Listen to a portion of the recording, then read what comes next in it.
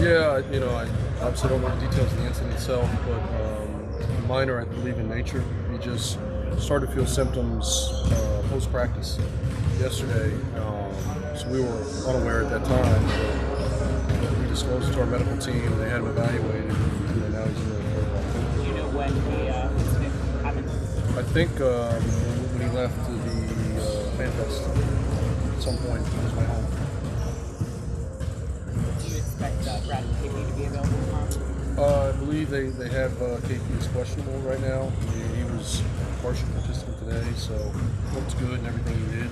I assume he plays, but and Brad, I believe, is good to go. He was a full participant, so outside of anything that's developing overnight, fingers crossed.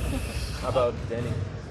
Denny was able to do 505 today, which is good. I think we'll read how he responds post-practice, obviously in the morning, make another assessment, and we'll go from there. How did he look at 5 on 5, and is it more important how he responds than how he It's probably more how he responds. Obviously, conditioning is a piece that we continue to monitor, but I'm not just happy he's able to get out there and do the 505 live stuff at this point. And for KP was being held out a little bit because he can't do that stuff right now, or precautionary? It was precautionary. What's your plan in terms of playing starters and minutes for everyone in the final? Well, I mean, it's changed a little bit. A week ago we were trying to pull these guys out a little bit, extend their minutes, close to rotation stretches, but because guys have missed a couple days, battling some bumps and bruises, I don't know if that's prudent. We'll see how they respond tonight and make that assessment decision tomorrow after shooting. Wes, what have you seen from the defense from both Monte and DeLon? Well, I'll start with DeLon. I mean, I think DeLon has done a terrific job just, doing what he does, playing to his strength. He is a defensive-minded guard, good size, good length. He's got great anticipation, reflexes. So we've seen an uptick in the deflections, forcing turnovers. And the part that we have to continue to clean up, we're not getting the payoff. So the turn team's over. We've got to do a better job of converting off those turnovers. And Monte's, he's solid. Obviously, the team's going to try and go at him. They see him as a small guard. He's competitive, and tactically, he's smart. He knows how to mix it up. He knows when to fix things, and has a good sense schematically what we're trying to do. At some point, yes, there's a size disadvantage, but it's not for lack of heart. For Denny, is he questionable tomorrow also? I think more doubtful, but I'm hoping upon further review we'll see where he's at. But we'll read it and listen to day to day. You have for a two-way contract. I was wondering how you view those as are they purely developmental, or do you expect these players to contribute to continuing this season? Well, yeah, that's a piece that Tommy's really kind of honed in on with the Exhibit 10s and how we allocate the two ways. Ideally, those guys are plug and play. If given the opportunity, or if there's injuries, we need to get a guy in the fold for positional sake. You hope they can come in and contribute. So that's what we're trying to get these guys up to speed and get them familiar enough that if we have to throw them out there, they'll have success. Do you see tangible benefits from having guys that are literally here instead of having guys 2-3 hours away? Yeah, there's no doubt. I mean, it's not only part of practice, but even from the staff dynamic. Mike Williams is he's done a better job as far as connecting with us as a staff. Now, I told him, look, you don't have KP. So offensively, it's going to look a little different, but defensively, we can be on the same page.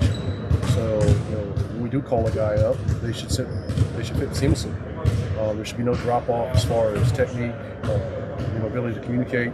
There should be no difference in philosophical, schematics defensively. But offensively, you're going to have to play the strength of the group. I mean, it's going to look different, but I think it does help. That connection, and them being around, allows them to have a better sense of what we're doing.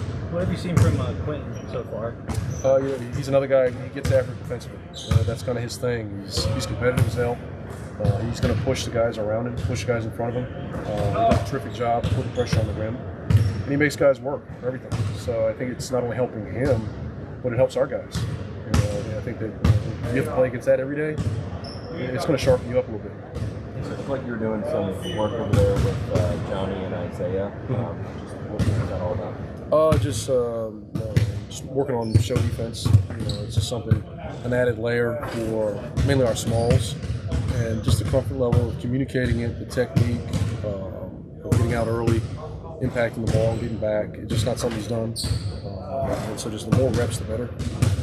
We did it in practice in the station. We did it live segment as well, but a couple of extra reps never hurt. I know he was drafted in part because of his defensive potential. What have been your impressions of his defense? I think on the ball he's been great. In pick and roll, he does a good job of narrowing the separation, getting to the ball. He's got great pursuit. And he's a strong kid, so he's able to kind of navigate those screens. Right now, a lot of it is the quickness, the pace of which it happens, being able to process and the commands, listening to the bigs and adjusting in a timely fashion. But as far as what he's physically able to do, I think he's ahead of the curve. Denny shared yesterday that he was fighting through the tail end of Eurobasket. He's just trying to do things like fix pain and things like that. Obviously, Tommy puts a big emphasis on supporting guys in international play and stuff. I guess what's the balance between long term you don't want to do anything that impacts your guys' season, but also understand that he wants to do and show up. It's a fine balance, and that's a conversation Tommy, I know, continues to have with the national team coaches and Federation team presidents, just to kind of lay out some expectations. We want to minimize exposure to some extent. We understand the value that those guys playing for their home country, and how much that matters. It's great that they're playing. Sometimes they're playing in an elevated position as a lead scorer or facilitator, go-to guy. So that experience alone is good. But the risk of injury is real, and we have to kind of keep tabs on it and monitor it. But we want to maintain that relationship. So it's a bit of a give and take, but the player also has to be smart. If there's something that's nagging or bothering you, we have to disclose it and treat it. Is that something that your guys' medical staff is always in the loop on? Oh yeah, yeah, you have to be. It's guys that it's tough in the summer logistically. When they're playing for the home country, sometimes they're out of the U.S. So we want to visit, check on them. We do all those things. It's just preventing the injury is one thing, but treatment's another. Coach, Corey coming back from injury, what's his progression been like so far during the preseason? Yeah, it's been slow. Obviously the injury sets him back as far as the number of reps, so it's not ideal. The injury itself looks like it's progressing well. I still believe he's going to fall into that 4 to 6 week window. If we can get him out sooner, that'd be terrific. But we're not going to push him to the point where it may set him back in any means.